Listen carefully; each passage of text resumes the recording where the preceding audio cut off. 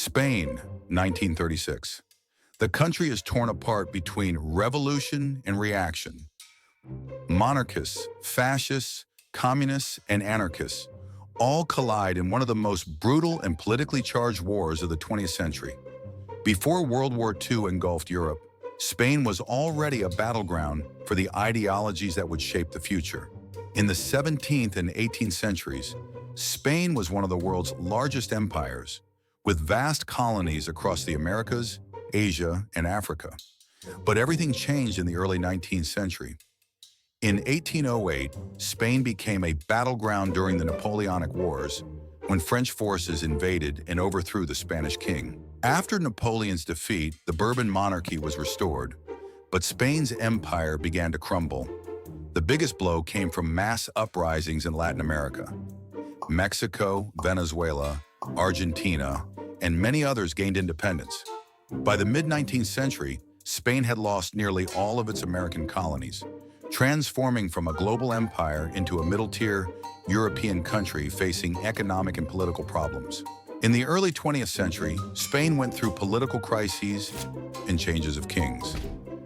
Then in 1931, the Second Spanish Republic was proclaimed, an attempt to build a democratic state. The new government tried to reform everything at once: land redistribution, limiting the power of the Catholic Church, and democratizing the military. On the left were socialists, communists, and anarchists. On the right were monarchists, Catholics, and the military.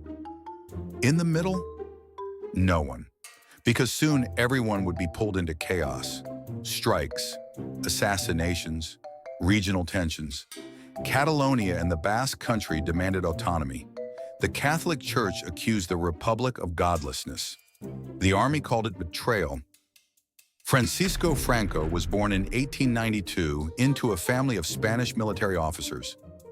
As a young man, he served in Spain's colonial army in Morocco, where he gained a reputation as a tough and disciplined commander. He quickly rose through the ranks, becoming one of Europe's youngest generals.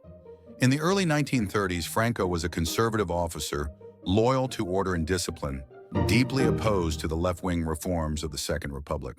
In July 1936, a group of Spanish officers, mostly from the army stationed in Spanish Morocco, launched a rebellion against the Republican government. Their first move was to seize control of Morocco, which was their power base. Transporting troops from Morocco to mainland Spain became their first big challenge. The Republican Navy and Air Force tried to stop them. Germany and Italy provided planes to ferry nationalist troops, enabling Franco and his allies to get tens of thousands of soldiers across the Strait of Gibraltar. Nationalists quickly took control of southern regions, where right-wing support was strong. Their main goals were to capture key cities, ports, and rail junctions. By early July 1936, they had taken Seville, Cadiz, and Córdoba. Some of the bloodiest street fighting happened in Córdoba, where Republicans lost many supporters. Madrid remained under Republican control. In August 1936, Nationalists launched their first assault on Madrid from the south and southwest. Fighting centered around the Barajas airport, a strategic point controlling access to the city. Republicans organized fierce defenses, including armed civilians and international brigades, volunteers from the US, Britain, France, and elsewhere. The siege lasted for months, but the Nationalists failed to take the city. In the north, Basque Country, Asturias, Cantabria, Republicans held ground. Nationalists began a slow advance with support from German and Italian air forces. By September or October 1936, they captured the important port city of Irún, cutting off Republican access to France.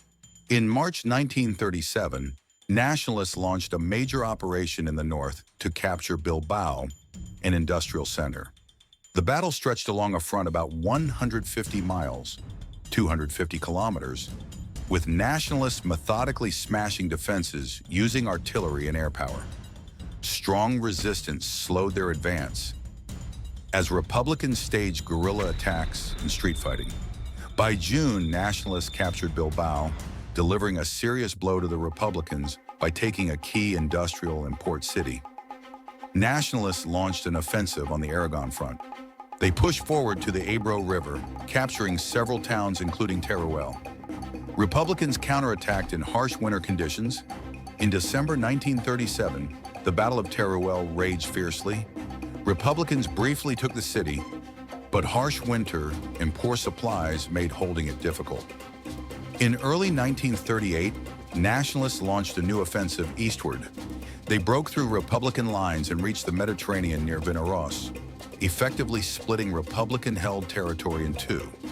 This split severely disrupted Republican supply lines and coordination between northern and southern forces.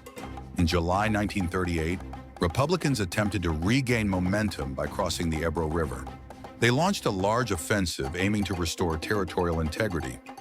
At first, Republicans captured several towns and strongpoints. However, Nationalists quickly organized a counteroffensive supported by superior artillery and air power. The fighting was brutal, hand-to-hand combat and trench warfare lasting months. Republicans gradually lost ground and by November were forced to retreat. The battle marked the last major Republican offensive and a turning point in the war. In early 1939, Nationalists launched a massive offensive in Catalonia. By February, they took Barcelona, the largest Republican-held city in the north. In March 1939, Nationalists entered Madrid with little resistance. The Republican government had already collapsed. Nationalist victory marked the end of the Spanish Civil War,